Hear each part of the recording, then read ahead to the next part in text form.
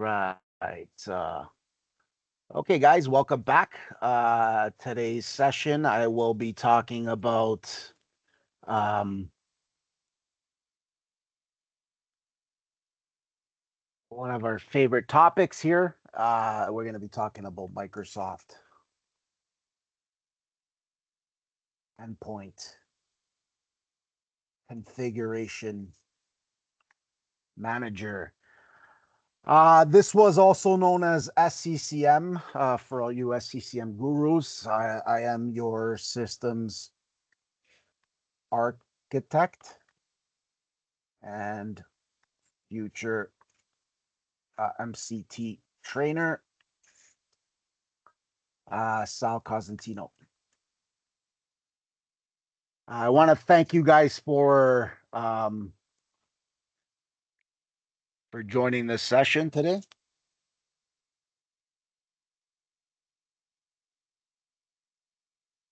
And hang tight, and we'll go on. So, I am a certified administrative system center configuration manager and cloud service integration. I took the test about 7 years ago for SCCM. The exam was 703 exam. I passed. I'm certified.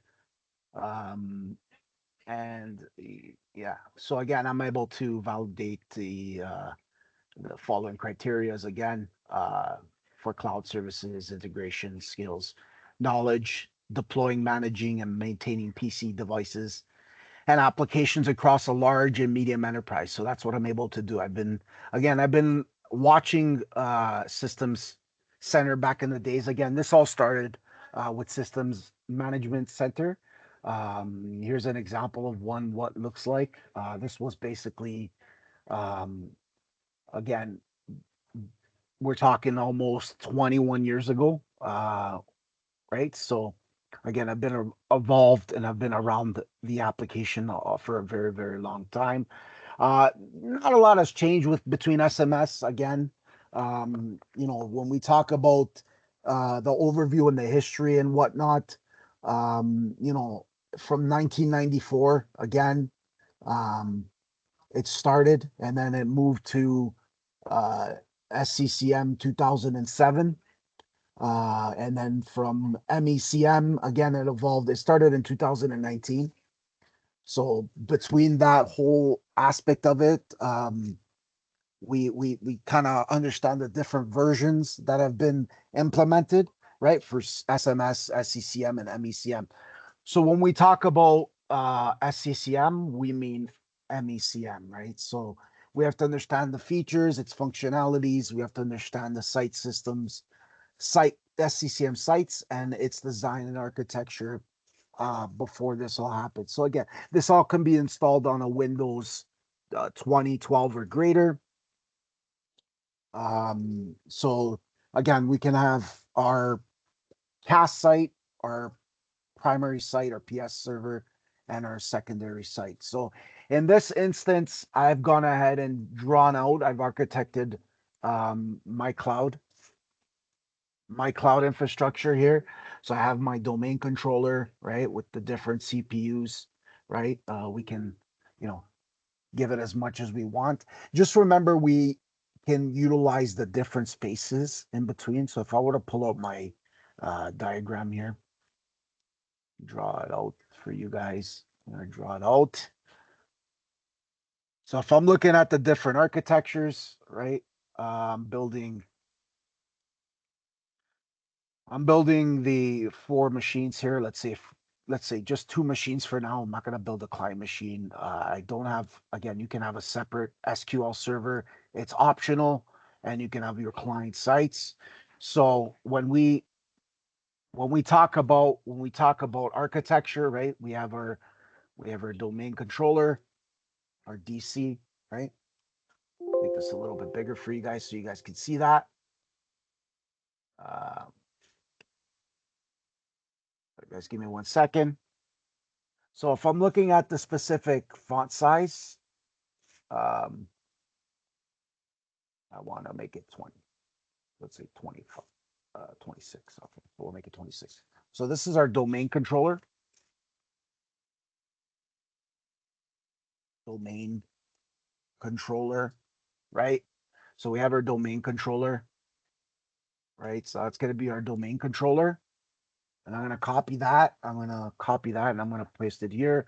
Again, this is going to be our primary site server. So I'm going to have a separate machine that has our MECM primary site or MECM PS, right? So that's going to be our primary site server. Again, you can have a secondary site if you want. You can have an SQL server if you want.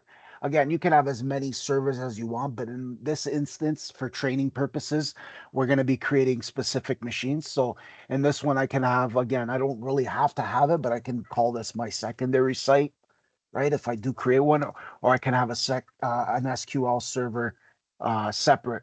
But in this instance, I did not, but kind of give you a better understanding of how you guys should go ahead and design that.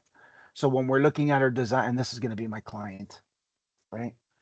Right. This can be a Windows 10, Windows 10 or 11. So let's say a Windows 11 client, right? Right. So I want you guys to go ahead and build your 4 machines again in any environment that you want. I have videos on that if you guys need the videos on how to do that. How to build those machines and whatnot, right? So when we're looking at our specific machines, right, we have our networking and we have our local disks, our physical disks, right? So we have our physical disks, or we can have our V switches, right? If we have our hypervisors. So say these are hypervisors, we would have our V switches, right? So this could be our V switches, right? Again, these are just if they're hypervisors. So if you do decide to have a hypervisor environment, just make sure that um, right? Your hypervisor example. This is optional. Optional. In my instance, I'm not going to build the hypervisor, right? We also talked about hypervisors and what hypervisors are. You're going to have your virtual switch, right? This is your V switch, right? It could be external, internal. So this is going to be your external vSwitch, right? So again, given an example of that and how that works, and then you also have your machines within your hypervisors, right? So if you have your 4 machines, right, one could be your again in your hypervisor, you can have your primary site server, you can have your SQL, right? You can have your SQL server in there, so that'll kind of eliminate one of the machines if you want. Right? So we can eliminate a physical server and just have them all virtually. Again, it's totally up to you, but I'm not going to do that again, right? So our external switch will connect to our physical switch, our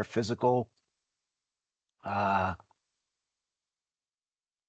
physical NAT, our NIC card, right? And then we have our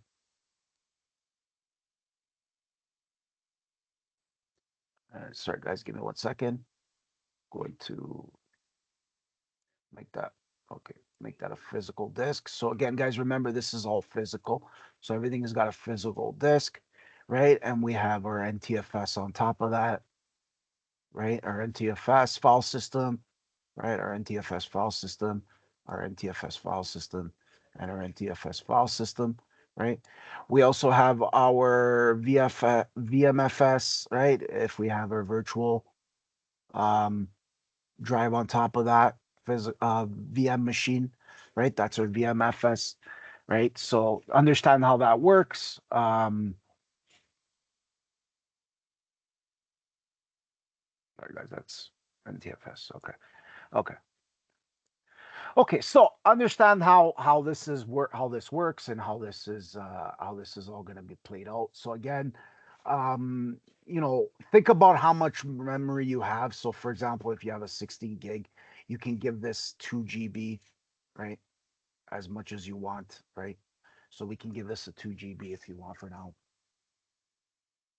2 GB. And again, when you're installing the operating system, you want to start off with at least 8 GB. So I have at least 8 GB for OS installation, right?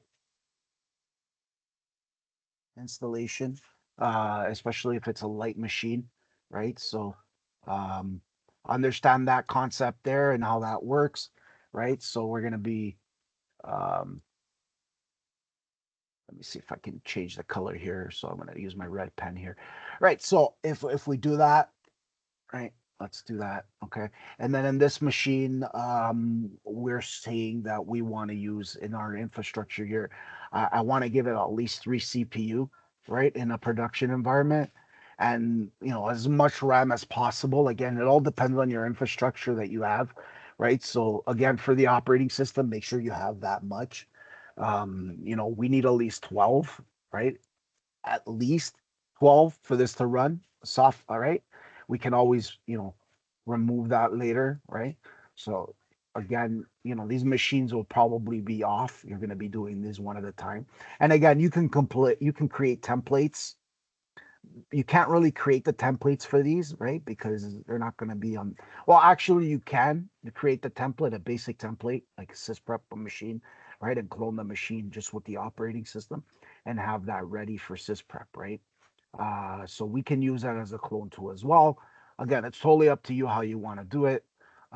So again, this one here as well, we said that we're going to give it, in this instance, we're going to give it 50 GB hard drive. Just remember, you're not really physically using that, and I'm giving it 2 RAM. Just for the installation, you want to give it 8 GB, and make sure you turn the rest of these off. So 2 GB, and then our operating system, our client machine as well too. We want to make sure that we have that set as well too. Okay, so remember that thing for now. Again, we're going to be, using the memory that we have. So make sure these machines are off when we're implementing these, if we don't have the space, right? So again, make sure you have that space and its availability there as well too. So our domain controllers, obviously they have our roles, our ADDS role. It's going to have DNS, right? I want it to have DNS, and I want it so it has the domain name server resolution. Internal, not the external one. We're going to use the internal one. So this was going to be our internal DNS. And I explained what internal DNS is. And then we also talk about DHCP for PXE boot. So we can have DHCP for PXE boot, right? And that'll distribute our internet, right? Um, yeah, so understand that difference. And again, these primary sites need to be connected to an SQL server, so it should have a database. So I'm gonna put see if I have a database picture here. So um, this is gonna be my database, right? So any machine, any primary site or secondary site should have a database, right? So it should have our database, right? So that's our database, and that'll have SQL, right? Um,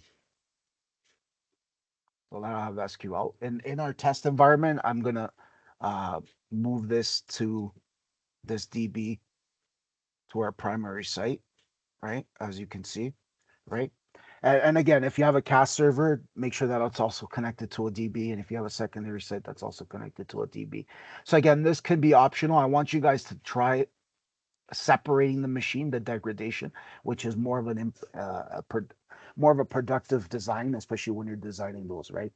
So when we talk about primary sites, I'm going to select this right now. So I have an idea of what that is and how to work with that. Not hard at all. Okay. Right. So that's going to be our basic diagram, right? All right. So we're going to have 2 machines for now. We're not going to use the client machine yet for this video.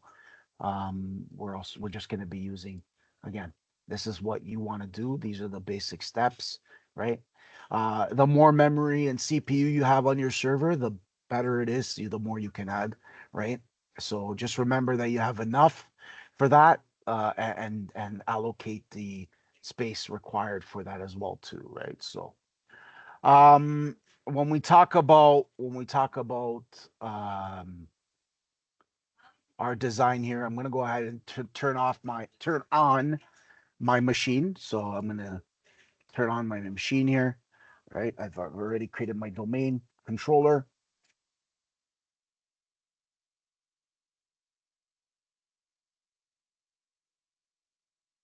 Right. I need to change the password.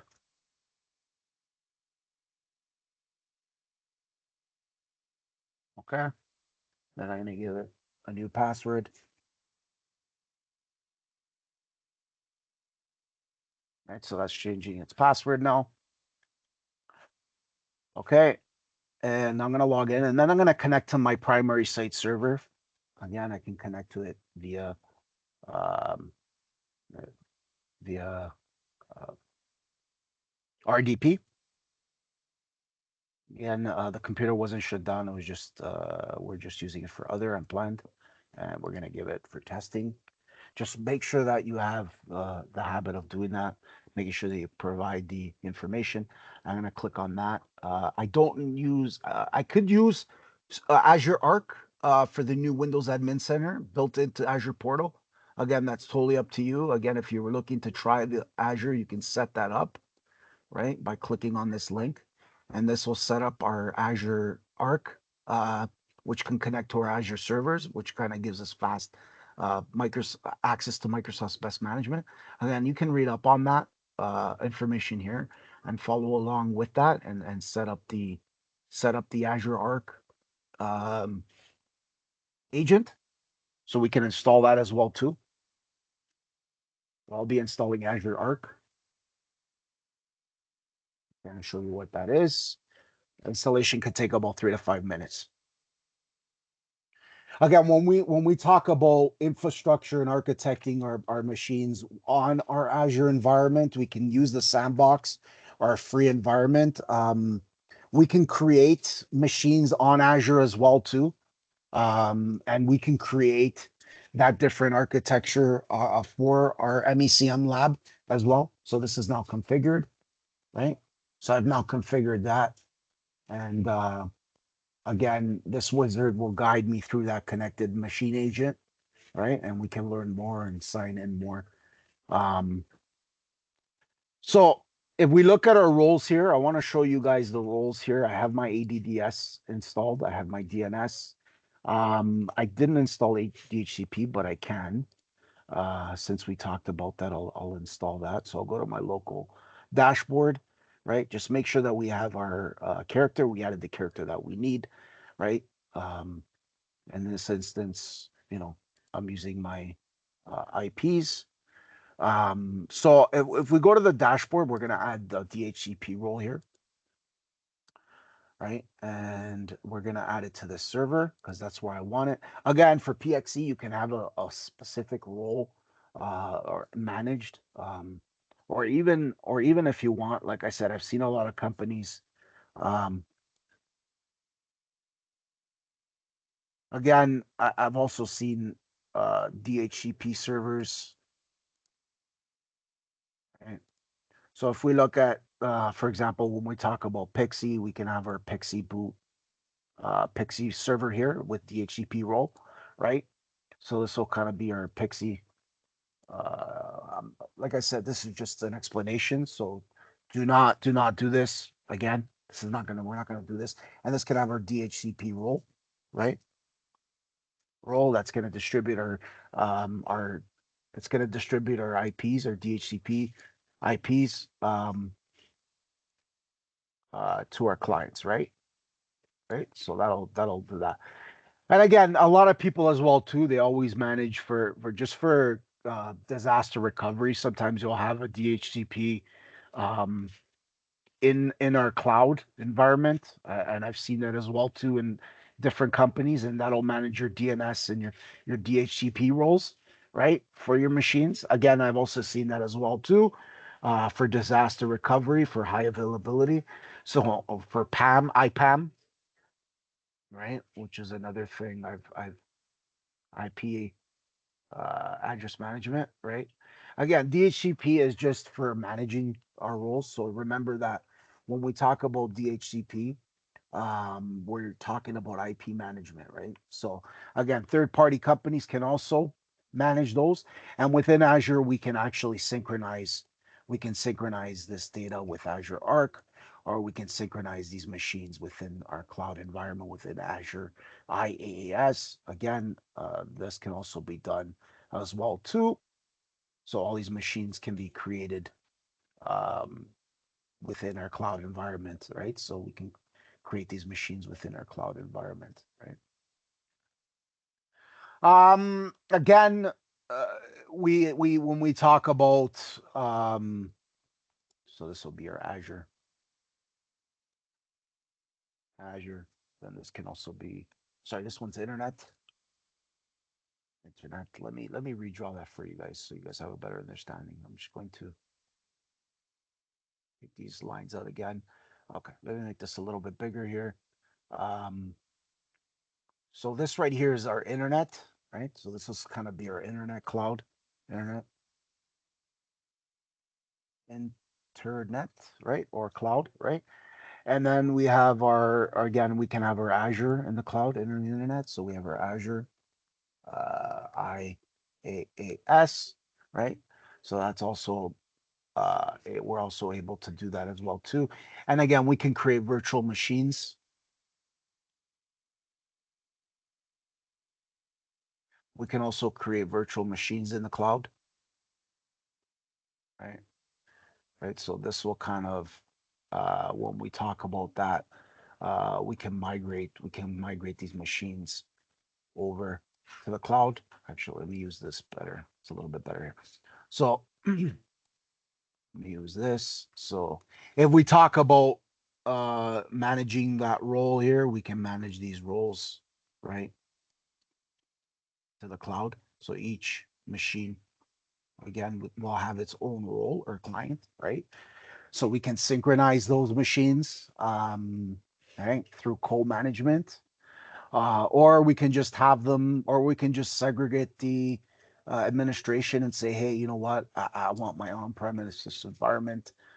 This is my on-premises environment, and it's separate from my cloud environment, right? So that way, and obviously, when we're managing two environments, hybrid environments, with our on-premises, right? So again, let me draw the on-premises here, so you guys are aware of that as well, right? So this is going to be our on-premises environment, right?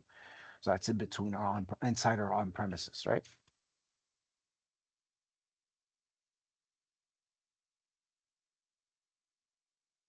Right.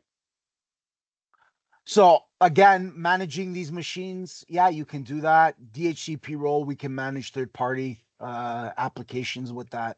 You know, we for disaster recovery, we can also have again internal DNS, external DNSs. There's many things that we can do here. So kind of understand how that works and how that comes into play when we talk about um, the infrastructure and how the design works, right? So in this instance, I'm just going to quickly install the DHCP role. I haven't installed it yet, so I'm just going to add that role and add the feature. Click next, next, finished. And then I want to restart the destination server and then hit OK. So once I hit install, that should go ahead and install it. I'll be right back.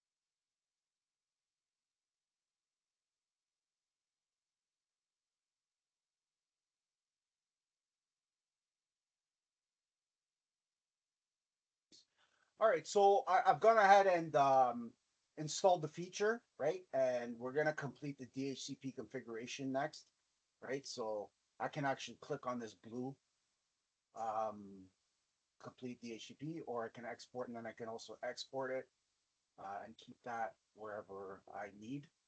So that'll be my XML file, and I'm going to click close, and again I can add Azure here. I can, yeah, we'll sign into our Azure account.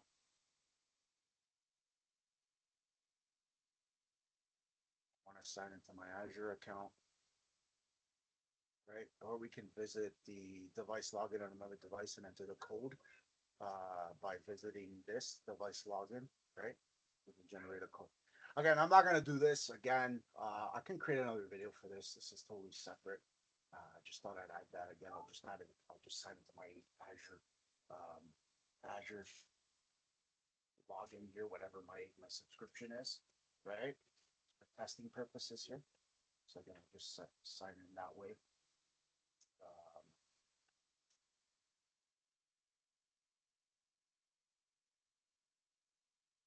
so here's Microsoft.com.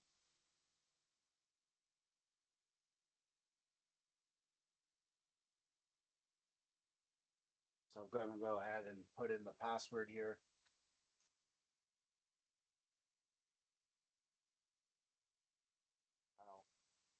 So I've gone ahead and successfully signed in to Azure here, and then I can kind of click next now. You can see, and then right here I'll add in my tenant, right? I'll add in my subscription, resource group, and region, right? But I think in this case I am would have my subscription here. I would have to create my resource group. I don't have a resource group, but again, I can create this. So I'm not going to create this now, but I will later, and I'll probably create a video for this. Okay, so stay tuned for that. Okay, so pretty straightforward, guys. If I click on that, I'm now going to complete the DHCP configuration, right? And this is just giving me the steps. So this is going to create two security group roles in our environment.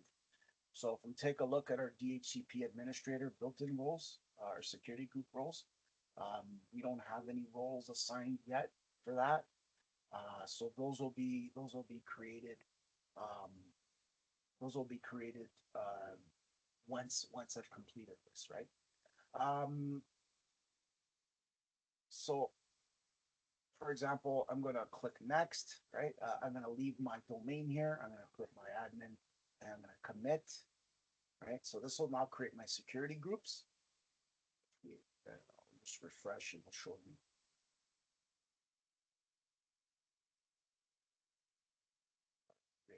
CP administrator menus.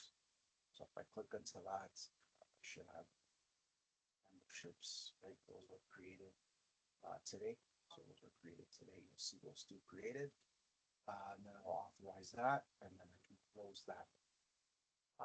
Now that it's complete, I'll give it a refresh. Again, I'll refresh the page here, right? And then you'll notice that the configuration is required. So we'll have again, installation succeeded on that, and I've added the rules and features for that. So again, I can close this, right? And then go here and then go to DHCP.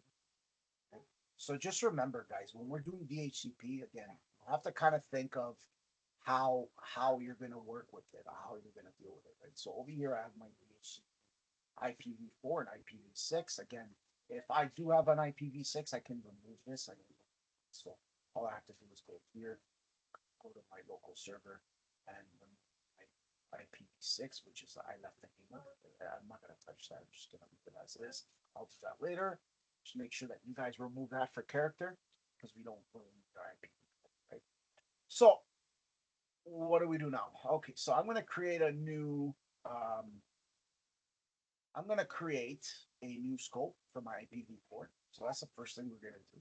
Now we're not going to configure failover yet. We're not going to replicate failover scopes. but again, you can if you want to. Again, we can define predefined options, multicast scoping, display statistics and stuff and whatnot, where, where we need that information as needed. So I'm going to go ahead and create a new scope. And in this instance, I'm going to call it Sal's DHCP scope and today's date. Right. I'm not going to put, and this is for DHCP testing.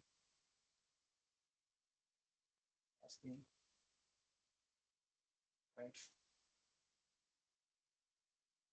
Doesn't matter. Testing. I'm going to click next. Right. I'm going to give it an IP range. Again, it could be any IP range I want. Again, we can use our public IP ranges or we can use our local IP ranges within our local infrastructure. So if we go back to the design, um, right, we'll go back to our design. I want to give it, an IP of, let's say, 192.168, right, 200.50, right, or 75. It doesn't matter what you give it, as long as you give it that number. And then I just want to give it, let's say, you know, 25 IPs for that. I want to distribute 25 IPs for this scope. So I'm going to give it 25 IPs, right? 168, 200, 100. So those IPs are defined, right? And by an address range, and I specified that length, right? And I've given it to subnet mask. I'm going to click next.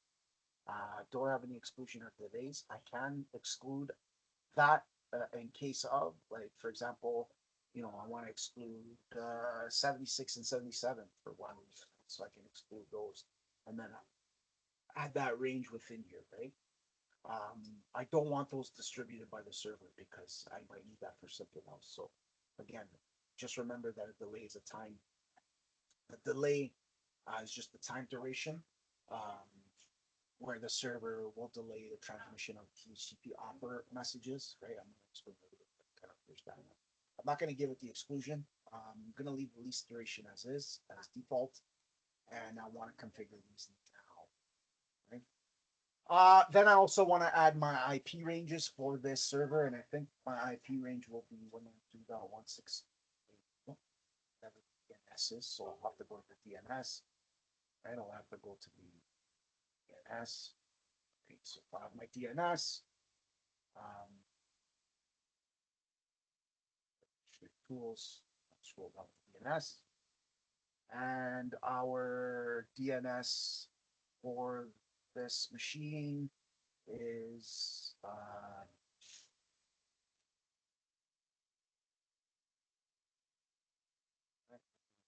10, right? So that will be, right, so I've created that.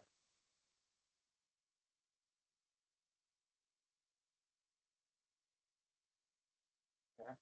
I'll add that. That's going to be my default gateway in my router. Again, it points to itself sometimes, so sometimes you don't really need the gateway. But again, as long as that'll help with what we need it for, right? I've already given this information here for domain name, and by name or IP. I click next. No win server. Click next. I can actually remove this. I don't need this. This is our PIPA address, so I'm going to remove that. And I click next. Right. Next, and this I want to activate the scope. And I click finish. So here's my scope options, right? I've created my scope options, right? And again, over here, I can configure my options here, right? For my router. There's another one that we use. It's domain name, which is another one. And for now, I'm just going to show you guys this. This is what I need. Your option 66 and your option 67, you're more than welcome to do that as well too. So the router, I'm going to resolve the router by name, and we know that the router's name is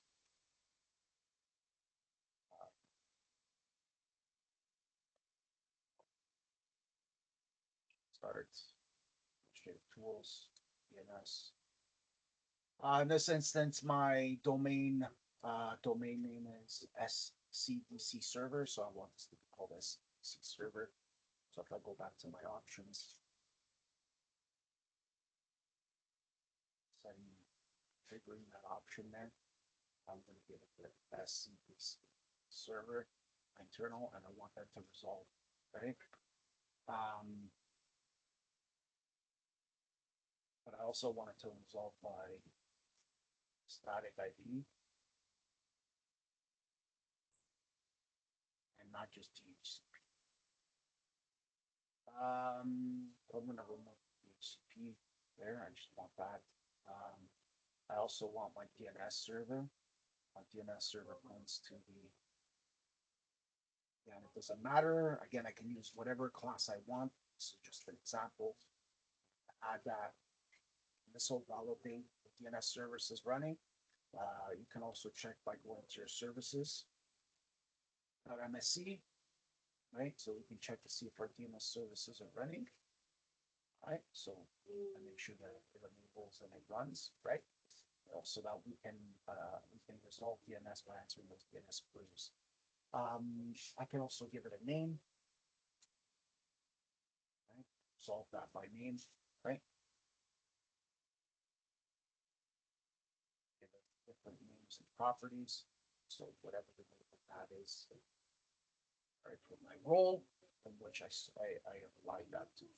Right? Just understand how that works.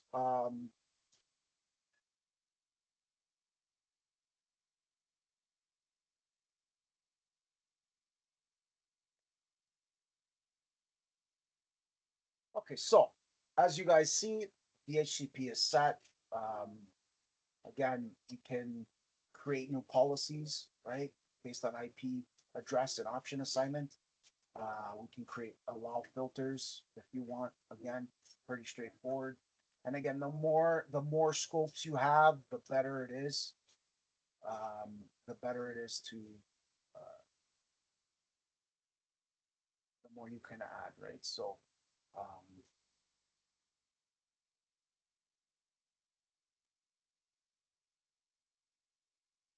okay, so that's that. Here's my pool. I want that pool to be used for DHCP, right? And so, okay. Going back to our diagram here, we know we're going to refresh this here, right? We're going to go to our users, we're going to go to DHCP members, and we are going to add ourselves as a member, admin, right? So we need to make sure that we add ourselves as DHCP admins, right? Users. We want to add as a DHCP user, we can add as a user. Okay. In our Canadian data center. So again, our US data center as well too. Again, we have our shared folders here for marketing department, right? So I've created shared folders here, and I have a Boston, right? And I can now move. I can now move this to, let's say, I want to move this to shared folders to New York. I can move that to New York. Straightforward, but in order to do that, I need to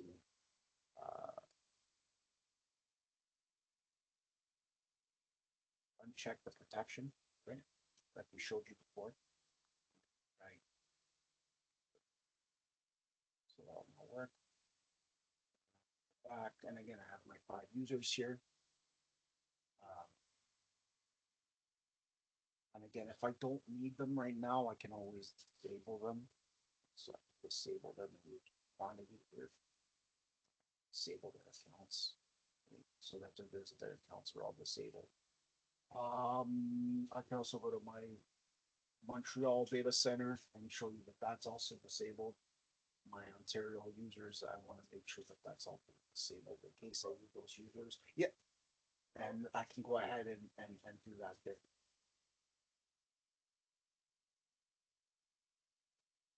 So that's that for now. I've gone ahead and done that. And now I want to show you guys DHCP role is installed. I'm going to quickly RDP um, into my MECMPS server. So I'm going to connect to that, right? And then add my password quickly just to kind of show you around. Um,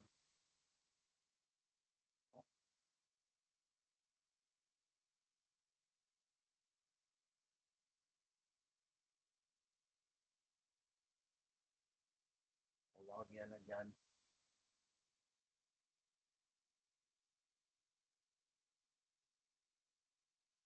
Should be able to now log in.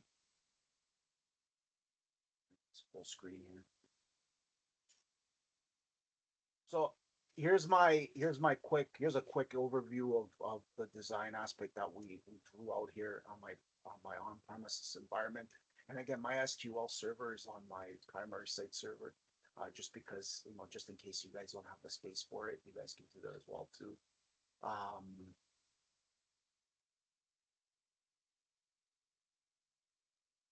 and again, I have my ISS role, right? And I can log into my IIS.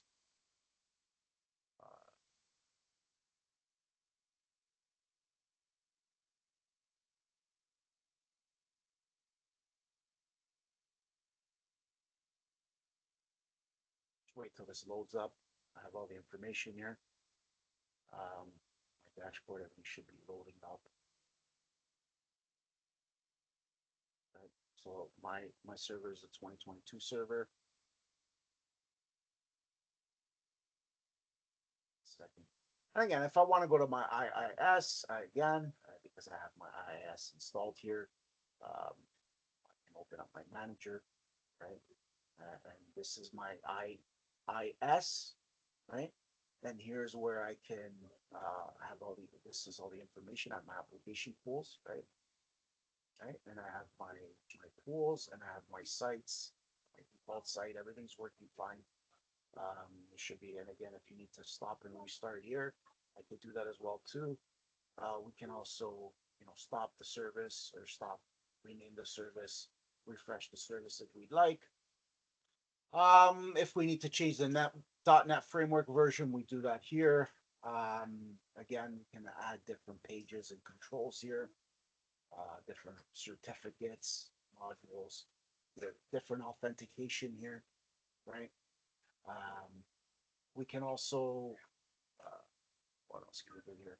So we should also be able to connect to the sites this way, right? Or to the server if we need that. If we have that server, we can also do that. And we can also migrate servers with the Windows Web Deploy app. Um, so that's necessary and it is a prerequisite, especially when we're talking about installation.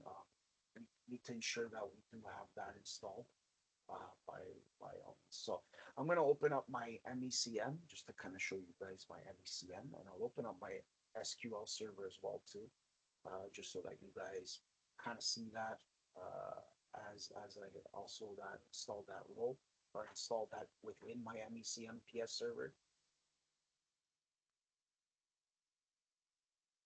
Let's just wait until this loads. It's been a while since I turned this on, but this should now be ready.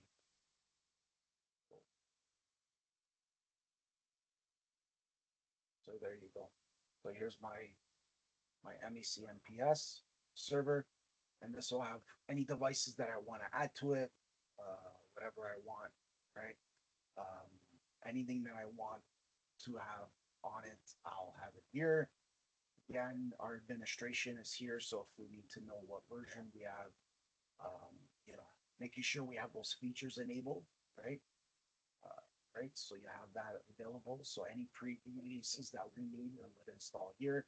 So again, without this, I can't right click or I can't see anything, like especially when we go into our monitor aspect of it. So these are all the updates and notifications that are here. So when we talk about that, we can like check for the updates, right? And this will click to refresh. again, with the right roles and features that we have that we need to install. So without those roles and features, some of these options will not work. Um, but we can create another video on that too if you want. Uh, so again, application, right? If I want to install an application here, so let's install a new application just to kind of show you how that works. So I'm going to create a new application, and I think this new application, I have different options I can use here, right? So in this application, I want to install an MSXI bundle. That's our Teams. So let's see if I can open up the new Teams here. See, so I have to download it first.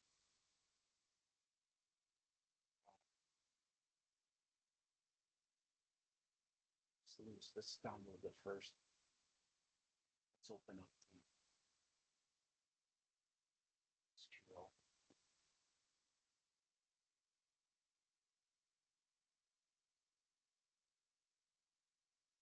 Start button.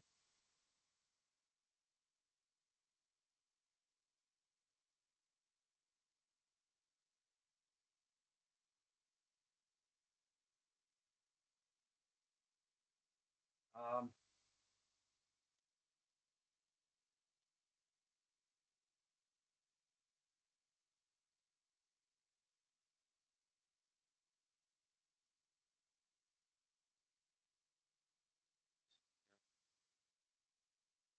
okay. So I'm gonna open up.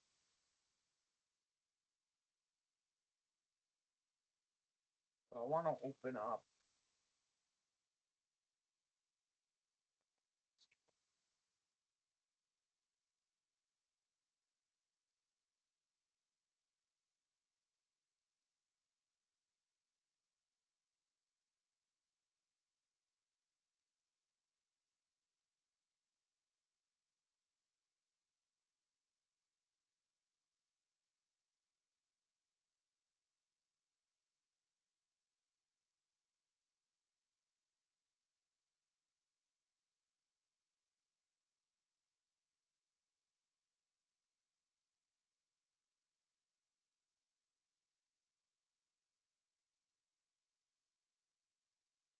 Um,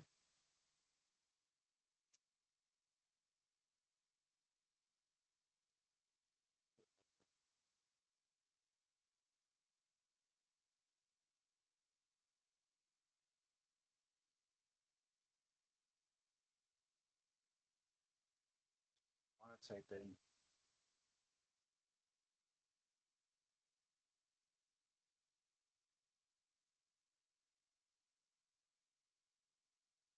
Type in start. Should have that installed. Um, really weird. Sorry, guys. Give me 1 second. Really weird. Stopped. Um, the open task here.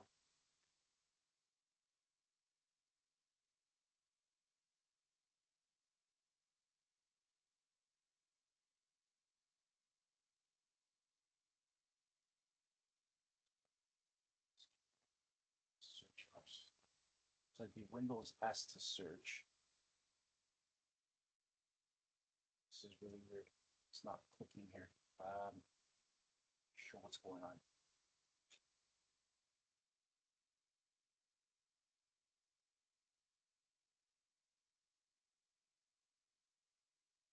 Really weird. Okay, so give me 1 second. I'm gonna double check to see what's going on here.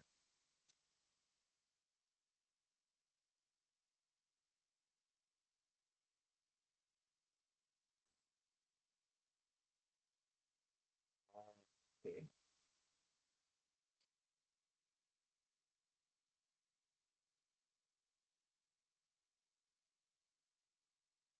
I have to look for the SQL app. I don't have a name off the top of my head. Okay, so this is really weird. Um,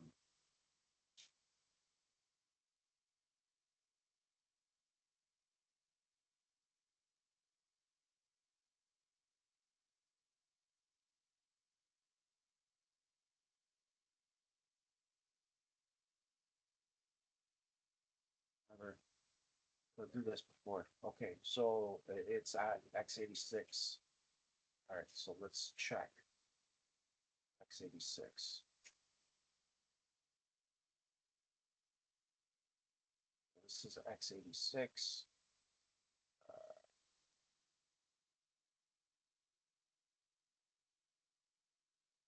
Um,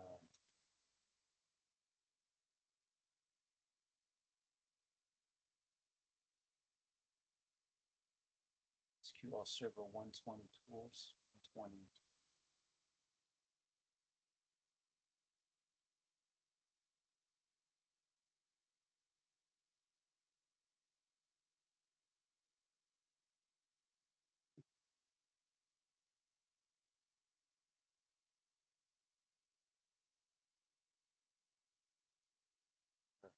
So let's look for that. Again, my apologies, guys.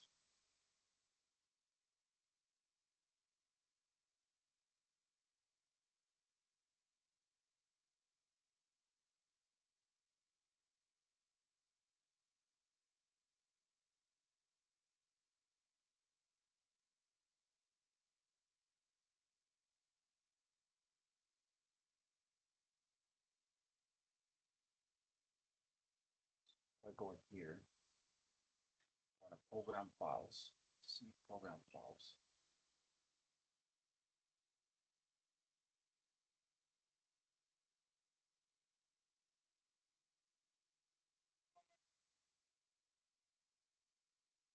So server here, here, right?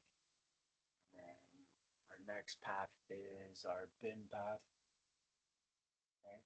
And then our next file is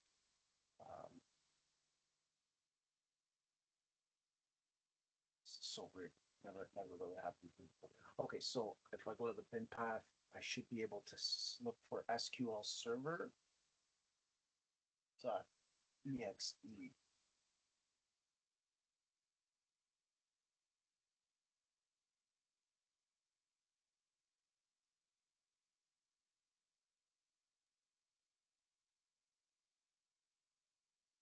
Wow. I've seen this before in my life. Okay, start button just does stop working. My search also.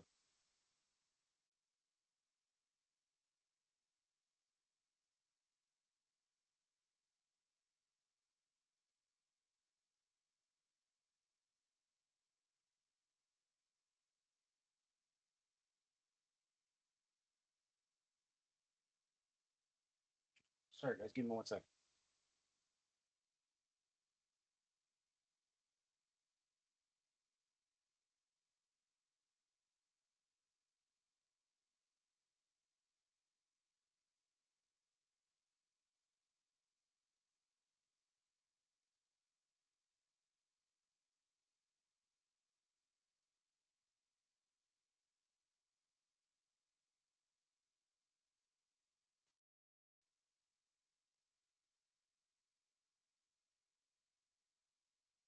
Okay. So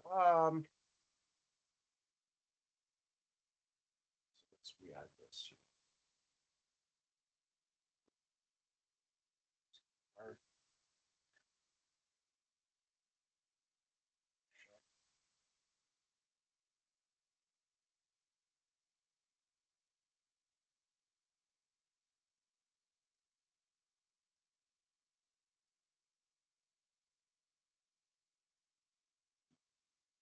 I'm just like, I don't know what's going on. I haven't used it in a while.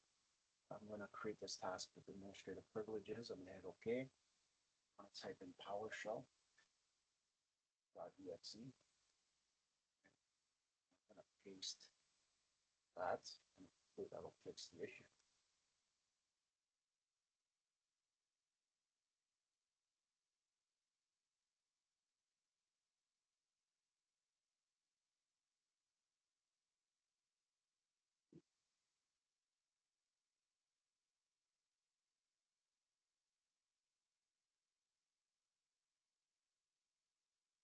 All right, so that's done. Um, let's end task here. Let's end the task. Let's end the Internet Explorer task.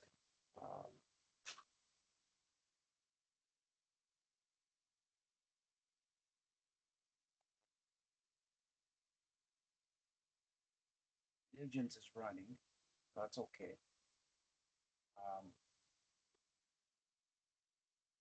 So I need to remove the IE Explorer. So let's look for the IE Explorer or Explorer. Um,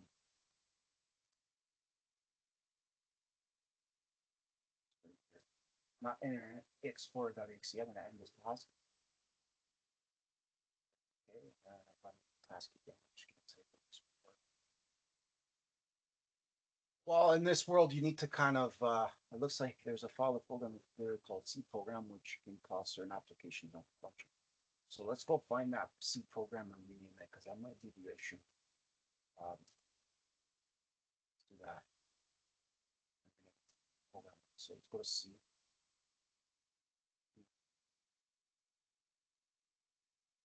Program.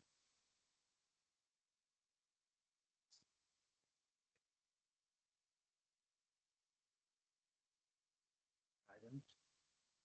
Program.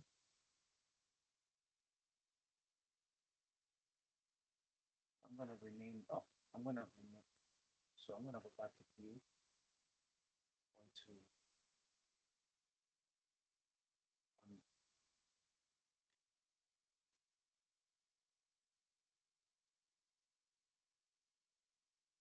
there we go. See, view functions.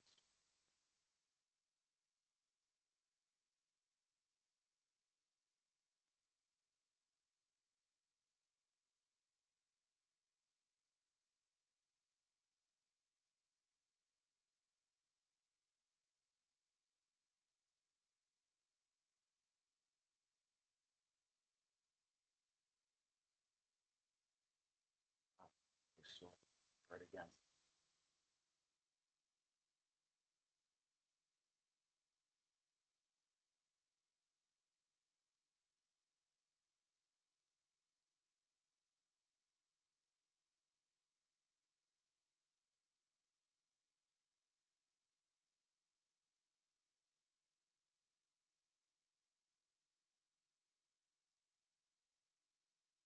Let's look for this file here. I'm not sure what's going on.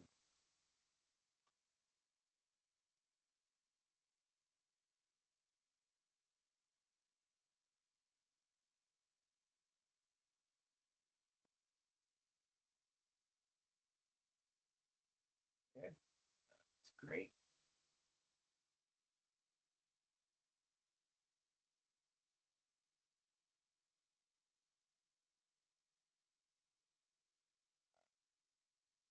Go. A little weird. It's blocked everything from me. Not happy.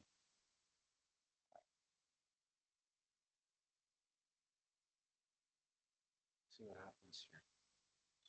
I'm gonna do this again. I'm gonna run right click. This is really weird.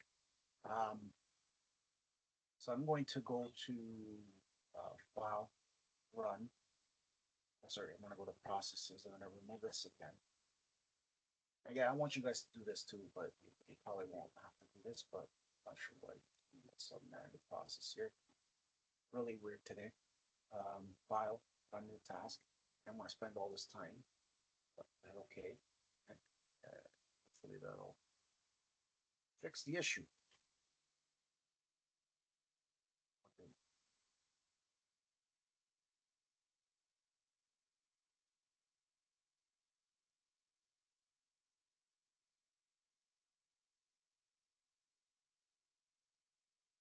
It's now locked up our system. Let me see if there's any GPOs that I've added. Maybe I've added some GPOs, so we can double check that as well too. Oh, there's my files here. So I wanted to show you the SMS setup here. I am sure that again, I'm positive, just repair it. that I installed this already. Get into the start here.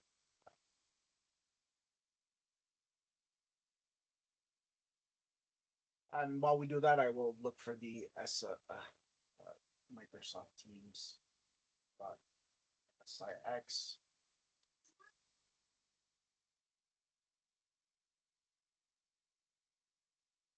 Right, so I will download that. Download. So look for the download.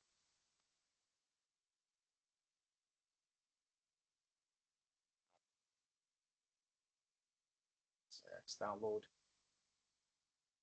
All right, and we will click on here. And we will download and install the new Teams, right? So we'll click on the 64-bit MSIX. I downloaded it in the downloads folder. Great, perfect. Again, you're more than welcome to ensure that the you can add your shared drives here if you want.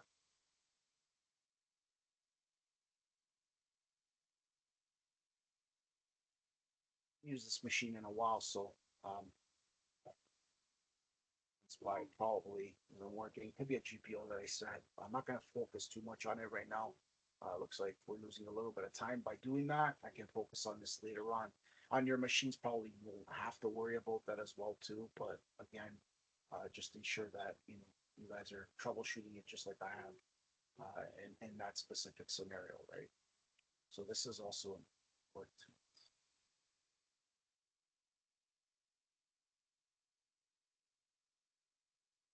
We'll understand this drawing here because this drawing is important as well.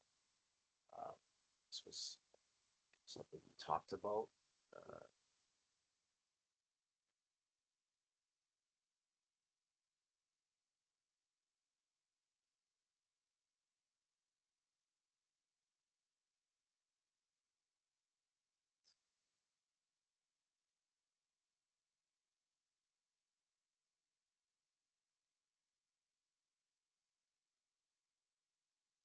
So just remember, you don't really need an SQL server. You can separate it in a production environment, yeah, but in our environment, we can save space and just eliminate this specific server. But you can test that as well too.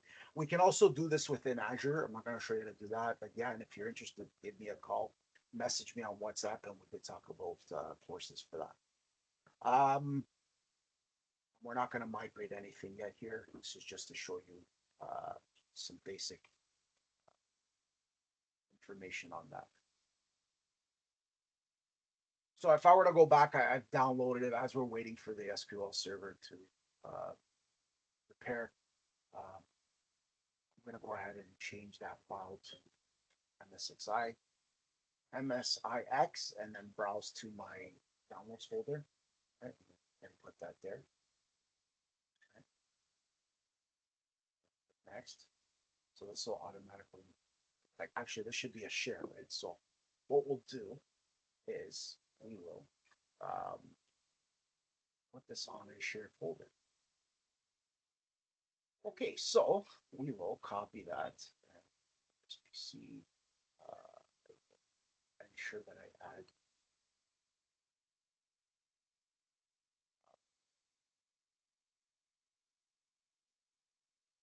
this,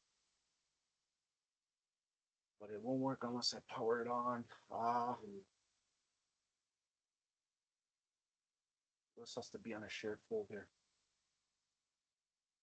Didn't set that up yet. So I'm going to go ahead and again, you would honestly, you guys would set that up, on a shared folder. You guys kind of get the gist of things and how that works. So if I go back here,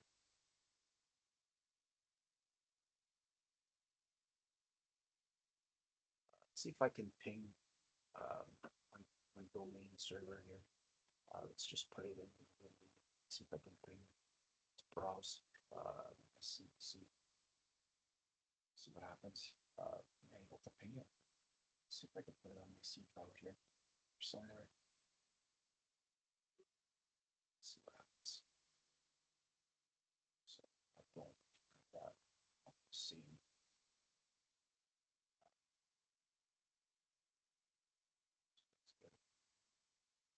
All right, so let's see. Let's resolve this issue. Um,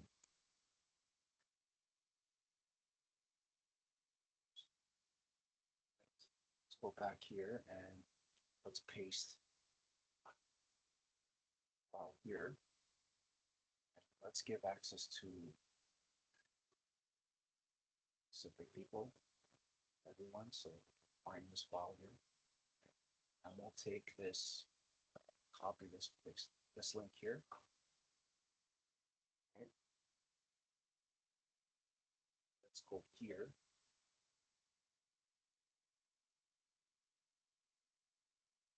So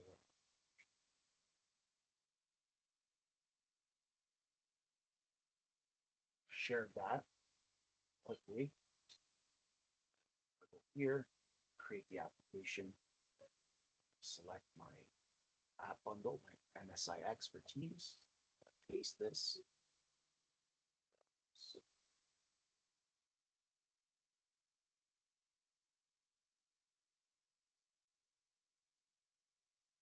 offer CPaaS.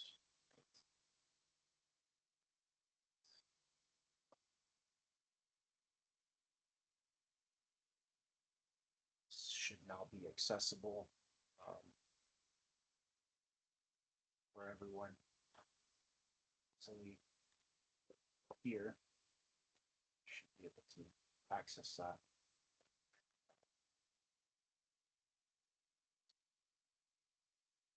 This file here as well. I share it with specific people. Again, I'm just quickly preparing this. That's the beauty of troubleshooting.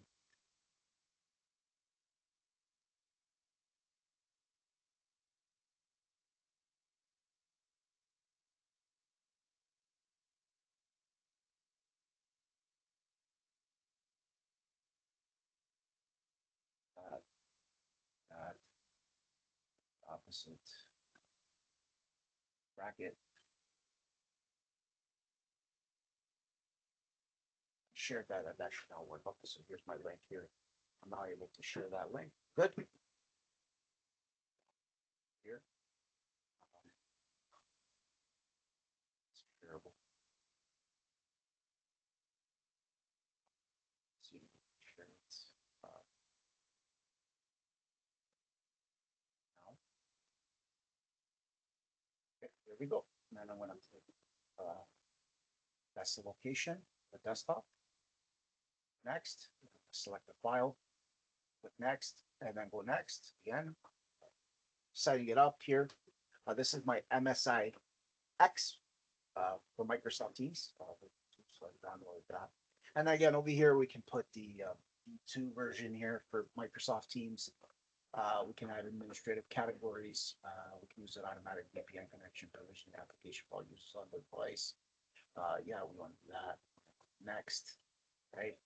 Click next. It's pretty easy. The version's already set up because it recognizes it. Right? This should automatically be installed on the machine when the client's installed. Right? So we can obviously install it on the device that we want. Select the collection and the users or devices. That's the devices that we want to set it up. Right?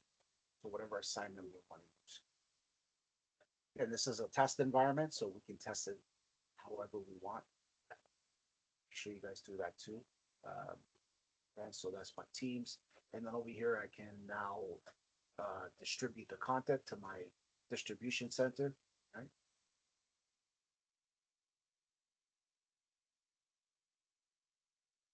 Add my distribution point.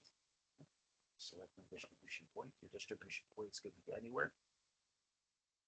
Next, next, finish. Once we've distributed it, we can deploy it to a cart target collection, right?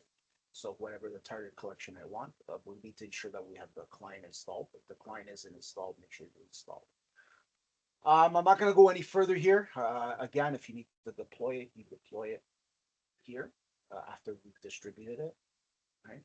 And then we can deploy it to a target collection. And again, choose device collection. Systems, so just make sure all the systems have it. It's ready to go. Next, right? That's selected. It's good. I want this available. I want this available to install. I don't have an uninstall program of this yet. I'm just gonna have this for available, and I don't want the users to attempt to repair this. I want we want admins to do that, so I'm not gonna select that. I want this in available mode. I don't want to set a schedule for this. I'm just gonna leave it as is. And my user notifications, I want this to display in Software Center and only show notifications for computer restarts. We can remove this. Now, this will also eliminate any issues that users are having. To eliminate that, we don't want users to um, restart the computer, so we can remove that option here when we're creating that. So that's our user experience.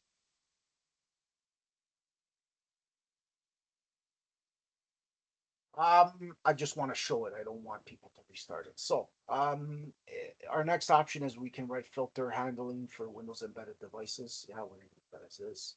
Um, we can set thresholds. I usually set it to 10%. We can enable MC SCOM maintenance mode if you want operations manager to generate alerts. Yeah, so if you have your alerts in SCOM, yeah, we can enable that, right? And we can generate alerts when a system fails. Yeah, of course we want that for SCOM environments. So I'm going to click yes, and then I'm going to review the changes that we made, right? And click next, and then deploy that to the target collection. Once that's done, I'm going to click close, and again I can check my deployment types here, right? Check my properties if I want. I've created, and I can make the changes here that's necessary, right?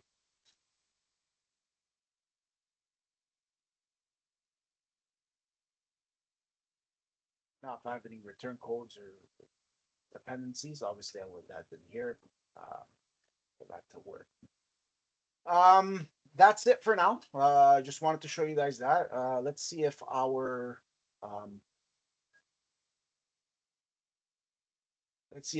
MEC and PS might need a reboot. So I want to reboot this machine.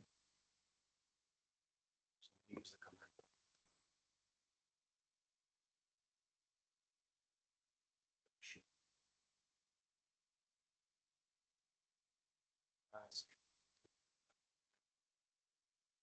With limited options, again, it could be an option that I probably a GPO that I enabled. I think I investigated out too much in this video. I'm gonna shut this down.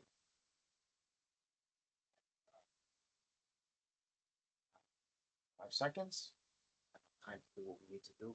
Give us some time to think. Right?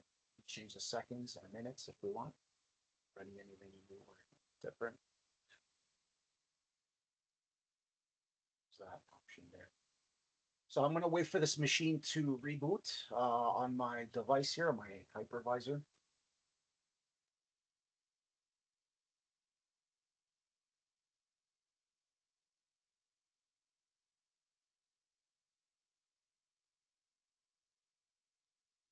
And again, once this reboots, we're going to go ahead and test the fix that we applied and see if we can open our SQL server, which I really want to show you guys. Check my GPOs. It wasn't a GPO that I added. Maybe I don't know. Really weird. My start menu just miraculously stopped working. Um, so what was I going to show you guys? Oh yeah, my GPOs. So if I go to my GPs, policy management in this instance,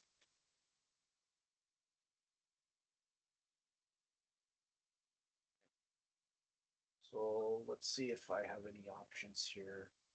Anything that's inheritance, block inheritances that I have, blocking it.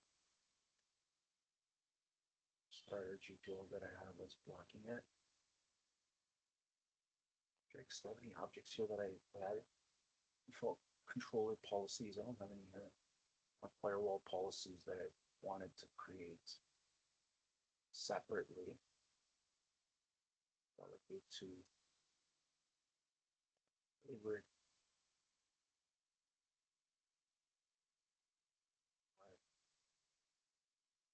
Sorry, I'm just gonna wait for this to restart, and I'll be right back.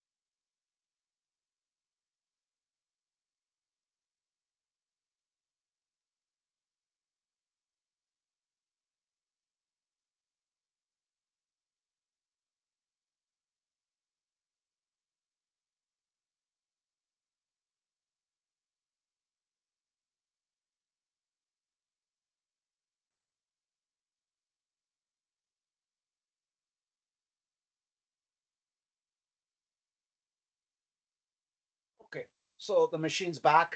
I'm gonna sign into it now. Right, sign into it if I want.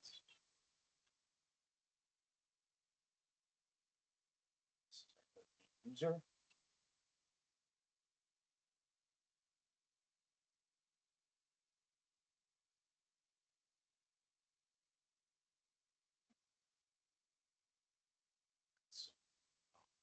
Load. Okay, so let's see what happens. I'm just gonna open the machine. Do I have that's installed? Sheets. Let me see what happens. Last time. Just to load all the features.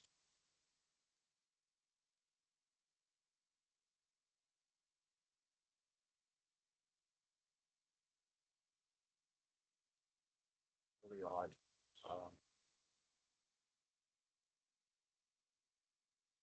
Service running.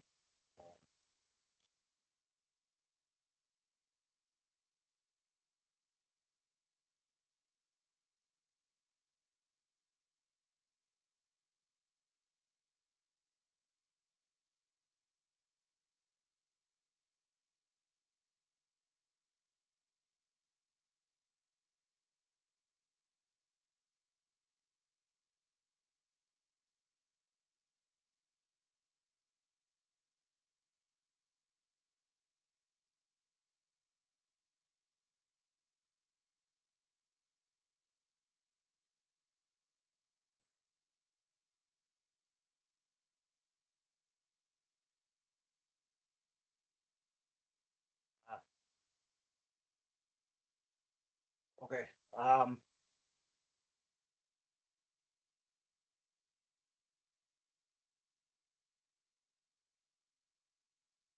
Let's do this. Let's go to let's run the start this way. You guys don't have to do this. Just gonna start.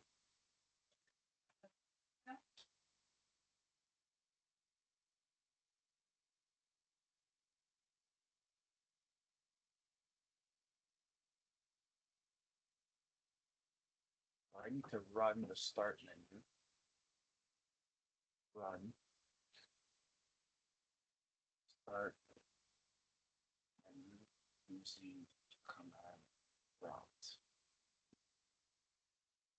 So I need to run the start menu using command prompt.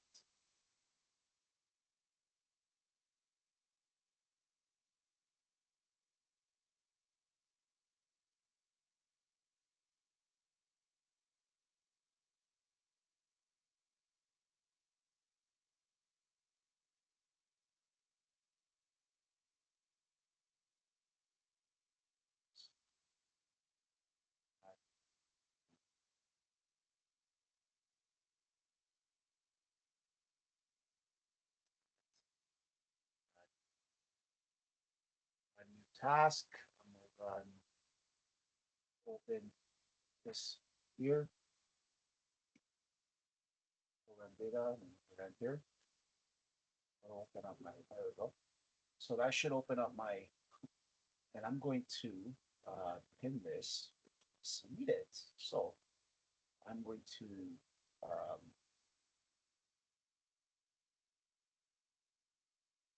pin this program. Should open up my server now.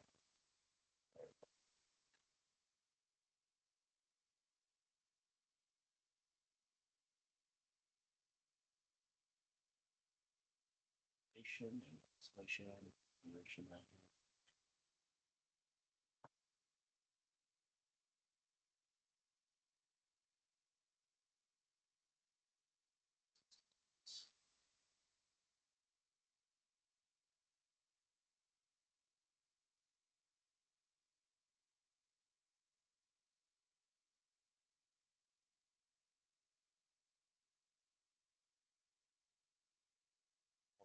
Exporting.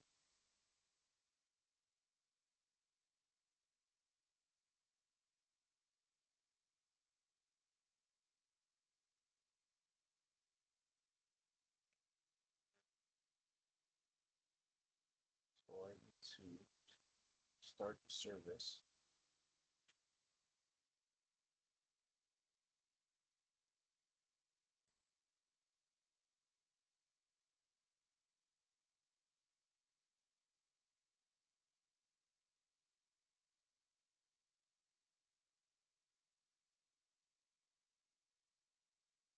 So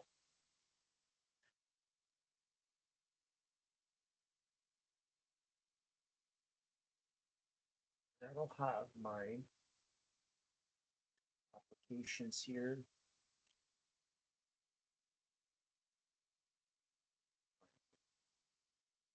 There we go. So there's my I'm gonna pin this like that. I'm actually gonna pin this here. Just taskbar. I'm gonna pin this to my so just by troubleshooting, as you can see, I'm gonna open this.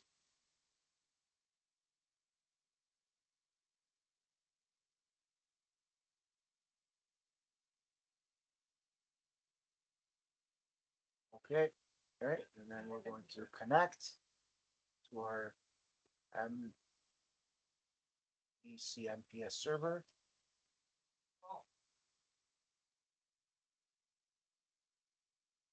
Right, so this is our SQL server.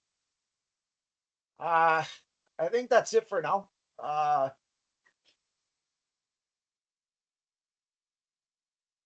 This is what the Microsoft Endpoint Configuration Manager primary site server looks like.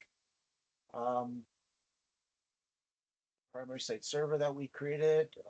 If you guys are interested in full classes, let me know. Send me a message on uh, WhatsApp, and we can talk about that. Uh, again, everything's ready to go. Uh, and that's it. Again, any questions or comments, please feel free to message me on WhatsApp. And again, I'm not gonna troubleshoot this more. This does work. I have to go to the services. I have to make sure all my services are open. Maybe that's why it's not opening at the moment, or connecting to it. But again, I can connect to my different database engines and whatnot. But I have to ensure that I have all my services set, right? So as soon as I have my services set, then I should be ready to go.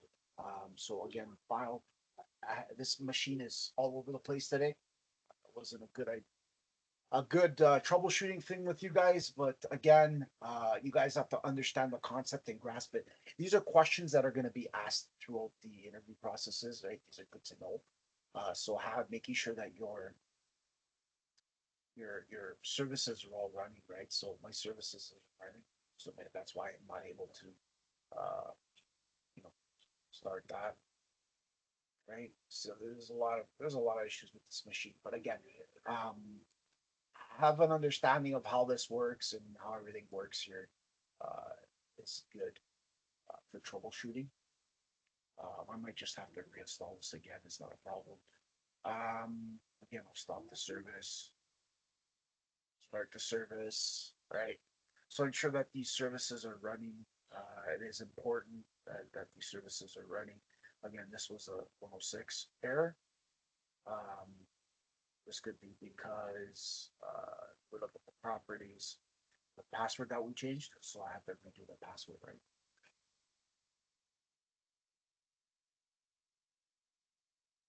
Right. So this one as well too.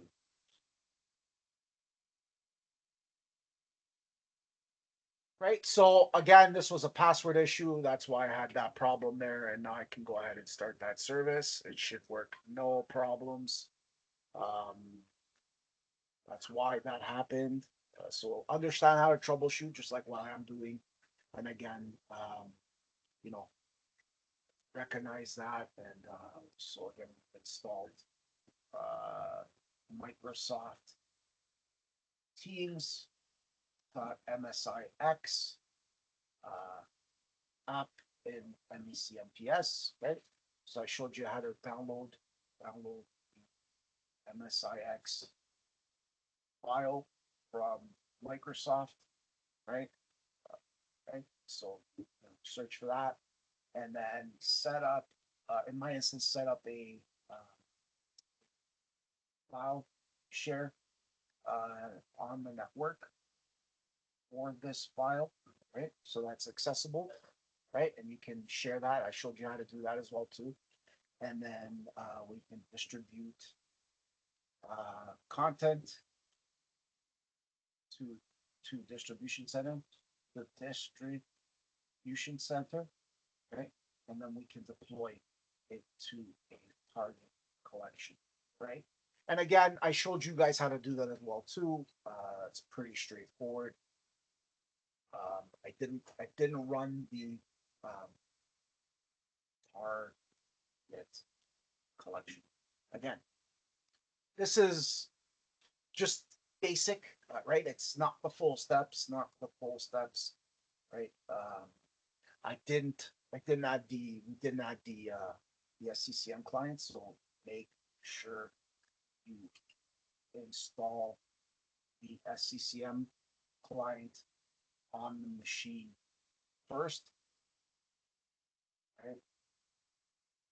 Right, and then open configuration manager in the control panel, right?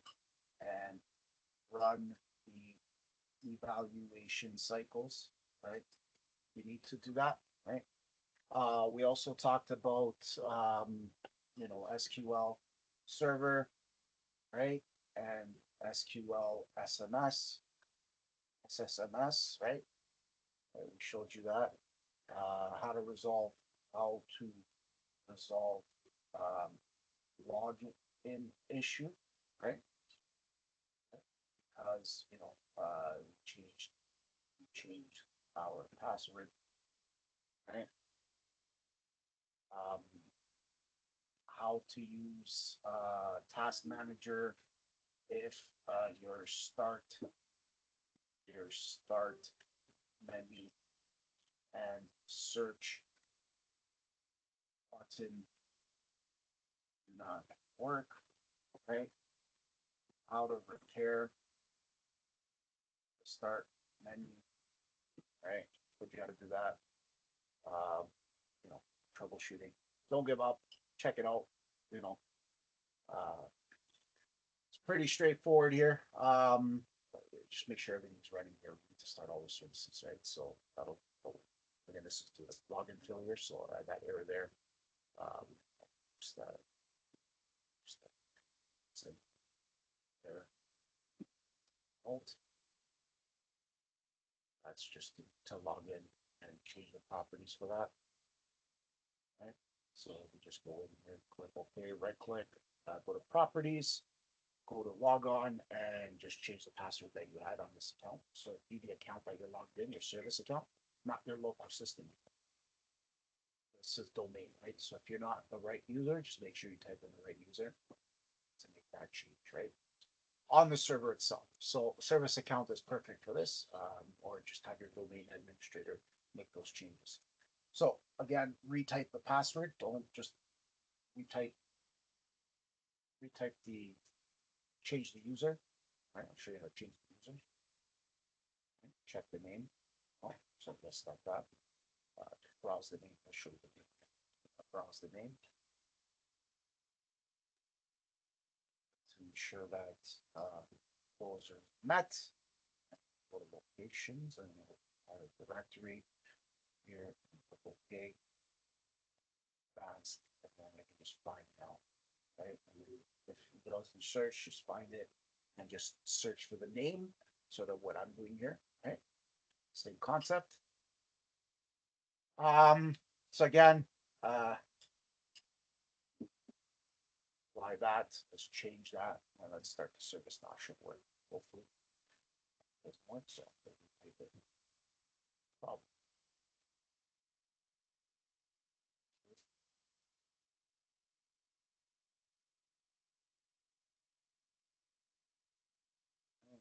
Same thing. Retype the password and copy and paste, and then hit apply, and then hit OK, and hopefully we can start it now. There you go. So that resolved that issue. Let's go ahead and open our service again and connect to it now. Hopefully that worked. Close this.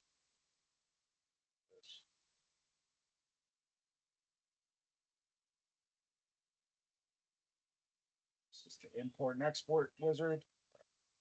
If I want to put the wizard here, just follow the prompts. So I'm going to reopen up SMS again. Management Studio 20.2 version. I'm able to server.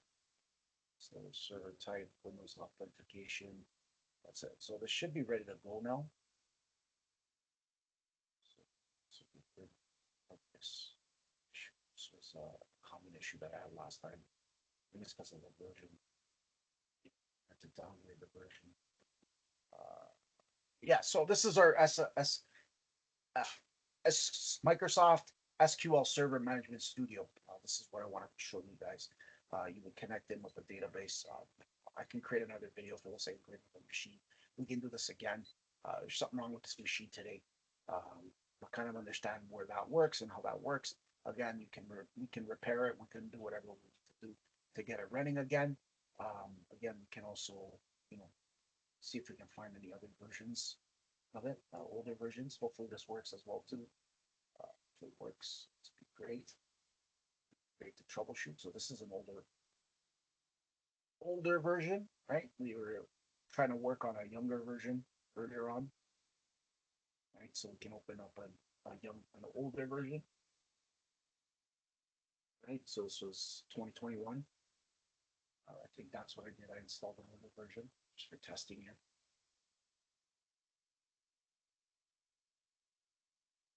This should now open.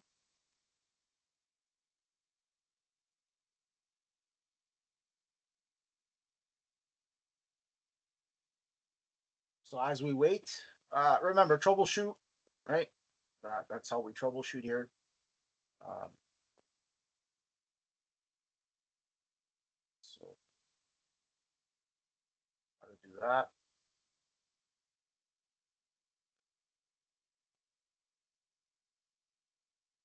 Access. So I have that. Okay.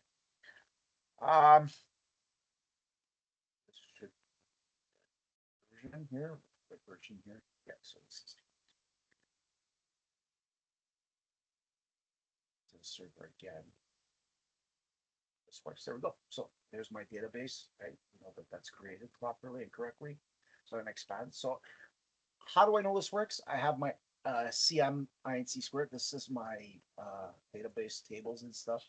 I'm not going to show you how this stuff works. So couple days worth of stuff to talk about, but know the different tables that we use, right? And what each thing does. And again, you can select the top 1,000 rows for this database object, right? And kind of look at the information for that table, right? And modify these tables and these SQL queries as is, right? I hope, again, guys, thank you very much again for joining this session. I hope this was informative. If you have any questions or comments, please feel free to message me on WhatsApp. I want to thank you guys for joining this session and have yourself a great day. Thanks.